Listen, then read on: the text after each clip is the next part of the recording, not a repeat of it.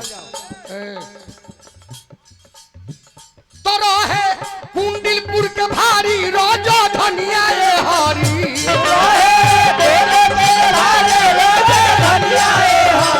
तो रहे कुंडिलपुर के भारी रोजो धनिया हरी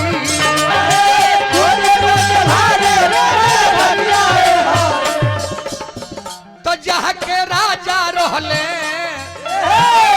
जहाँ के राजा रहले भीष्मक बोल धरिया ये हरी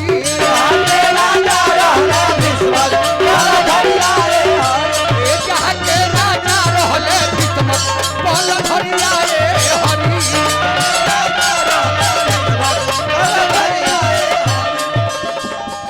ध्यान रह जा बाबूजी कुंडिलपुर के राजा भीष्मक रहले पैसा ले लिया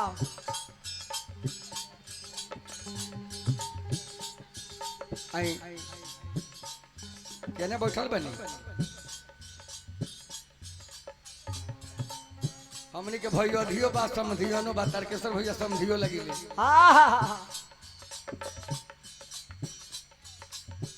100 रुपया दिले बानी हम प्रणाम करत बानी आशीर्वाद के चाह रही समय के भाव मुखिया कैसन होके के चाहिए पैसा हमें जितना लोग गार्जियन लोग बैठल बा सब कोई मुखिया हो जितना लोग गार्जियन लोग बैठल सब है मुखिया हो केहू अपना परिवार के मुखिया हो केहू टोला के मुखिया हो केहू गांव के मुखिया हो केहू पंचायत के हो केहू प्रखंड के हो केहू अंचल के ना हो केहू जिला के हो केहू राज्य के हो केहू देश के हो तब मुखिया कैसन होके के चाहिए पैसा मुखिया मुख्य सो चाहिए मुखिया मुख्य सो चाहिए खान पान सो एक पाले पोसे सकल अंग तुलसी सहित विवेक का नंद किशोर भैया जन हमारा तारकेश्वर भैया में गुण पावल जाला बहुत घर के मुखिया बारे परिवार बेसी बा आधे किलो ले चलो बाहरे में भूंज के मार दिया अरे मर देते नहीं उहे मालवा घरे ले जाके बनवावा ना सब कोई मिल बांट के तनिए तनी मिली सबका सब परिवार के तब भेटाई नु मुखिया वैसा नहीं होके के चाहिए उ गुण हमरा तारकेश्वर भैया में बा कुंडिलपुर के राजा भीष्मक आ भीष्मक का बाल बच्चा कएगो तो जकरा 5 गो बेटा 5 बोलो धरिया ए हरी जकरा 5 गो बेटा 5 बोलो धरिया ए हरी जकरा 5 गो बेटा 5 बोलो धरिया ए हरी जकरा 5 गो बेटा 5 बोलो धरिया ए हरी जकरा 5 गो बेटा 5 बोलो धरिया ए हरी अब 5 गो बेटा पर से एगो लड़की रहली तो एक के रूप में रहली तो एक बेटी रहली अरे रुक्मिणी सुकुमारिया रे हरी एक बेटी रुक्मिणी रहली सुकुमारिया रे हरी एक बेटी रहली रुक्मिणी सुकुमारिया रे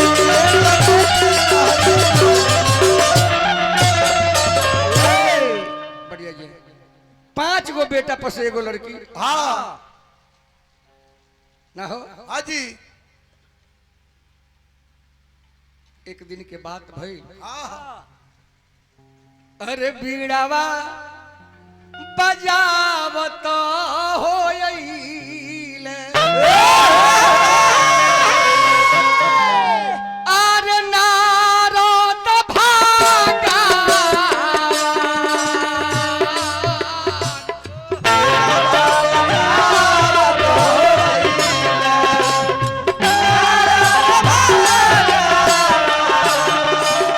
बिनामा बाजावत होइले नारद भागा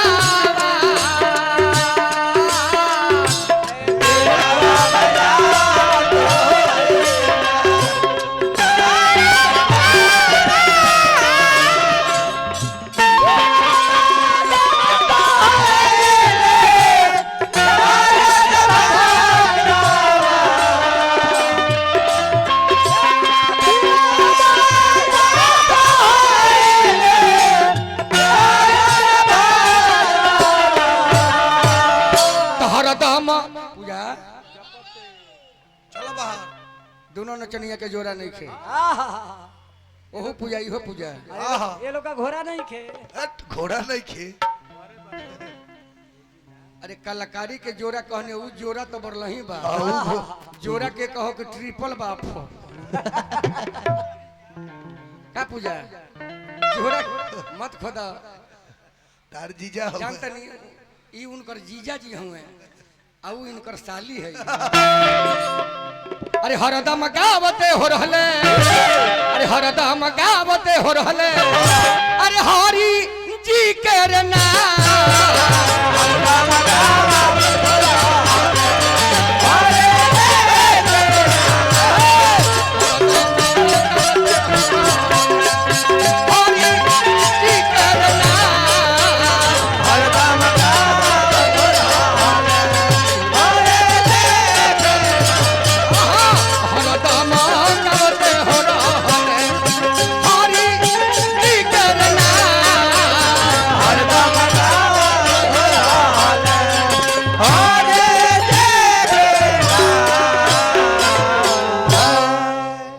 गावते हो रहले हरि जी के नाम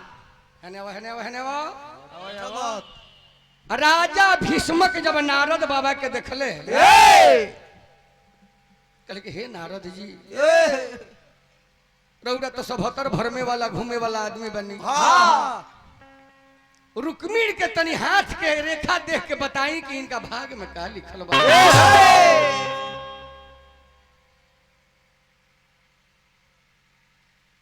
बड़ी सुंदर रेखा बा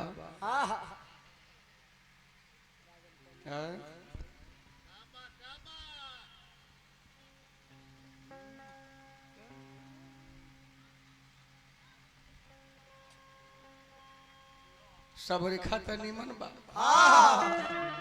सब रेखा नीमन बा लेकिन राजन जो न हई रेखा बा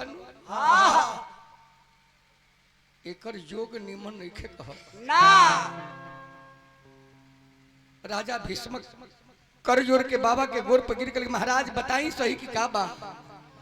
तो नारद जी कहत रे अरे जहाँ दिन है ए राजा जी अरे इनकार बरतियानु हो अरे ताहिर दीनावा कि ताहिर दीनावा जहाँ दिन है ए राजा जी इनकार बरतियानु हो कि ताहिर दीनावा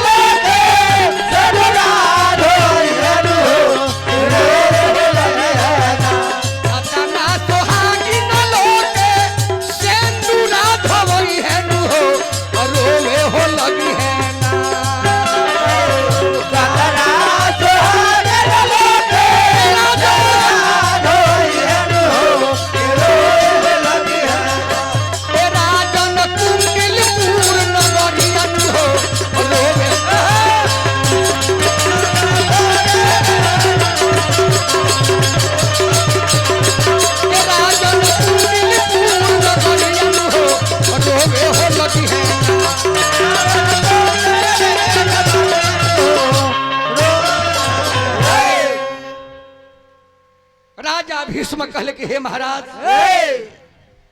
जब ऐसन बेटी के भाग में बा की बारात आई तो खून खराबा होई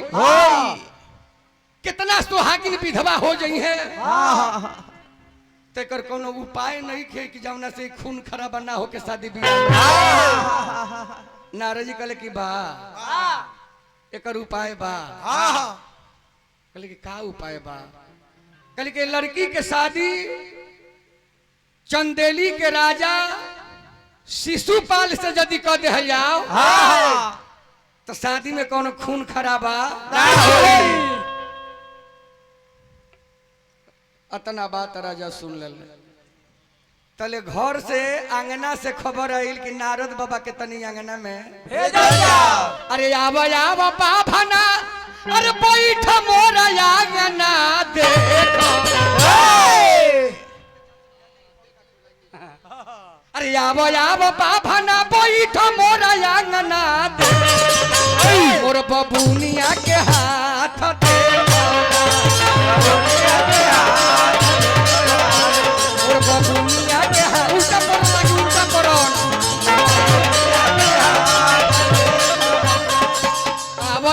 बाभना बैठ मोर आंगना देखो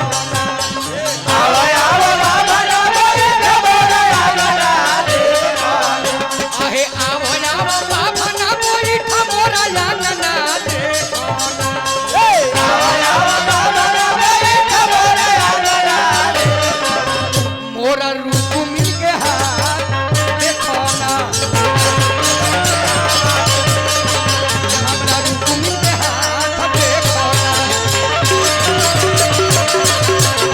रूप मिल के हाथ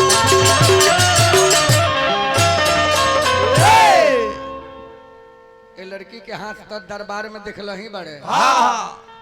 और लड़की के मतारी जब दोबारा वही लड़की के हाथ नारद जी से दिखावे लगली देखल हाथ जब देखले बाबा ई तो हाथवा देखले नु रहले हम जाहो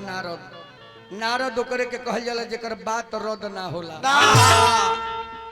नारद ओकरे के कहल जाला बाबूजी जेकर बात रद ना होला आ गाँव जहर देवार में देहतो में नारद लोग बा कि हर सप्ताह में वो लोग के लाइसेंस रेनू होत रहे गर्दा झरात रहता देखल हाथ जब देखले बाबा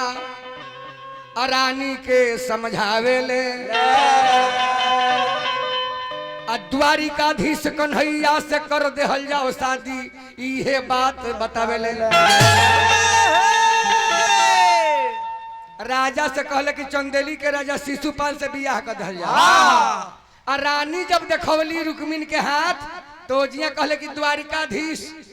मुरली मनोहर भगवान कन्हैया से शादी कर दे जाए तो नारद रोच दिहले झगड़ा के बवाल भरही नारद रोच दिहले झगड़ा के बवाल भरही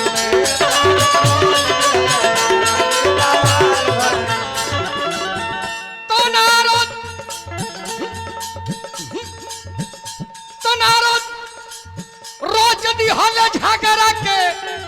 अरे बवाल घरही में अरे बवाल घरही में ओहो बवाल घरही में हे पूजा तो नारद खाड़ क देले नारद खाड़ क देले झगड़ा के देवाल घरही में नारद खाड़ क देले झगड़ा के देवाल घरही में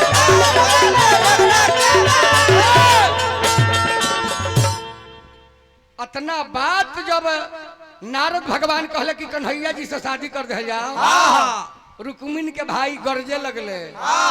आई नारद खबरदार ओकरे से बहिन के बियाह होई जे घर घर के घूम घूम के वही कन्हैया के बताओ तरह जितेंद्र जी जे घर घर के घूम घूम के माखन के चोरौले बा माई बेचली दही बाप घूम घूम गाय चरौले ऊ का सरबस करी है मोर हम ना हई गोरस के चोर आए नारदी का कैल कमाल आ चोर होई कहीं राजा के दामाद उ चोर राजा के दामाद बनी गावा गाई घर घर में ढुक के दही चोरौले बाड़े माई दही बेचल बाड़ी बाप गाय चोरौले बाड़े और उहे राजा के दामाद बनी भइल की झगड़ा हो गई परिवारे में झगड़ा हो गई मर्द लोग कुछ औरे कहता और जनानी डिपार्टमेंट कहता कि ना कौन है जिसे हुई एगो लड़की या लड़का दूगो शादी करे के लड़की एक जनी और लड़का दूगो भइल की झगड़ा झंझट कइले में कोनो फायदा नहीं के जौना लड़की के शादी करे के बाद वही लड़किया से पूछा जब कि केकरा के सिलेक्ट करती है केकरा से बियाह करी जब पूछल गई रुक्मिणी से तो रुक्मिणी कहतरी कर जोर के सर नीचा कली हली कहतरी अरे मोहन मोहन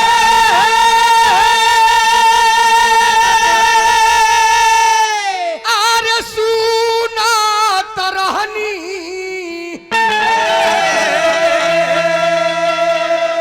अरे मोहन के न देखनी अरे माई सपना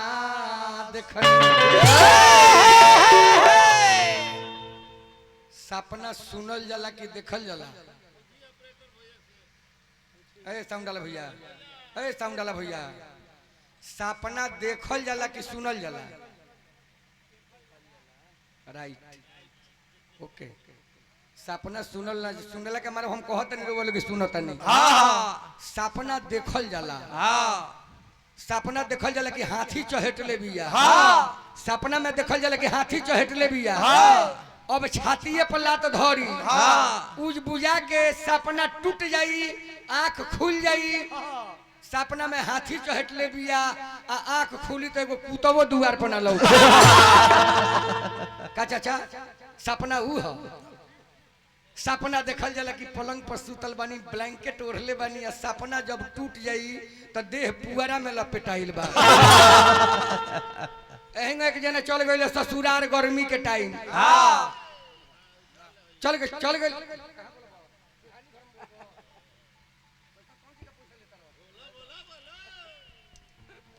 काले बोल दी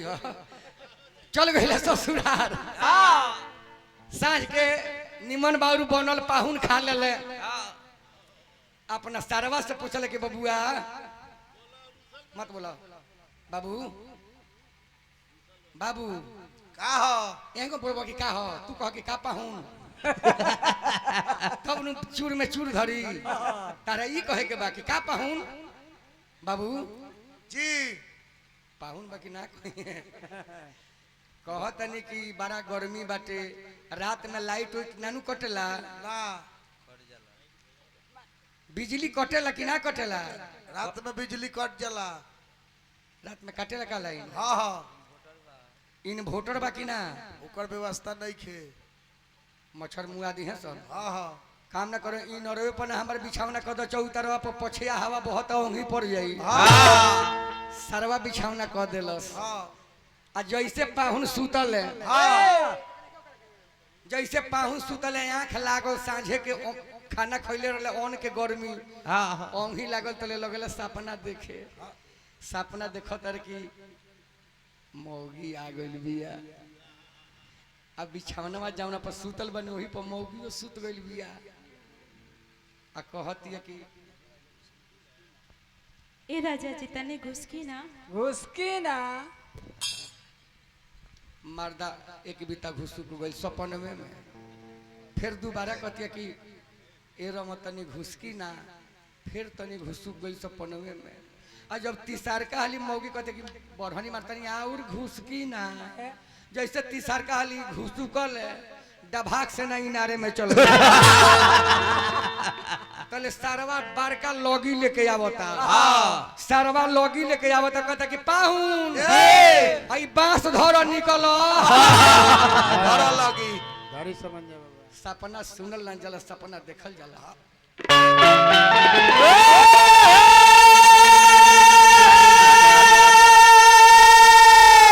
अरे मोहन मोहन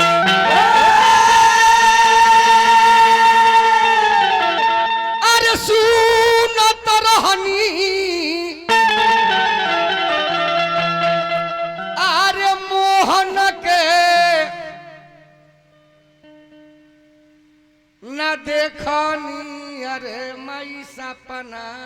देखनी सावरी अरे सूरत नमोल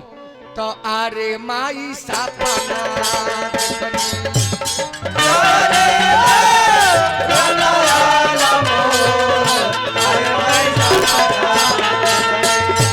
सावरी सूरत नमोल अरे माई सपना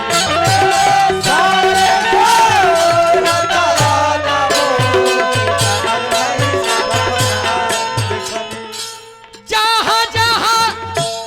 जाई सुनिए मोहन के बरैया अरे माई सपना देखनी जहाँ जहाँ जाए बोले मोहन के बरैया अरे माई सपना देखनी जहाँ जहाँ जाई जहाँ जाई जहाँ जहाँ जाई सुनिले मोहन के बरैया अरे मई सपना देखनी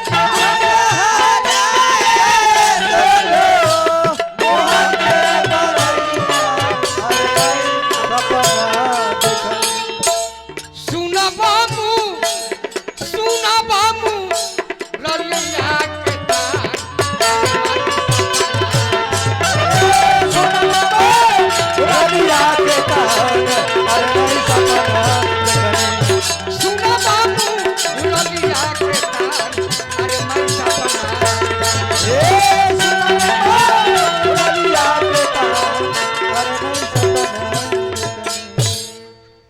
कहानी हमें जिए रखतनी दुगुला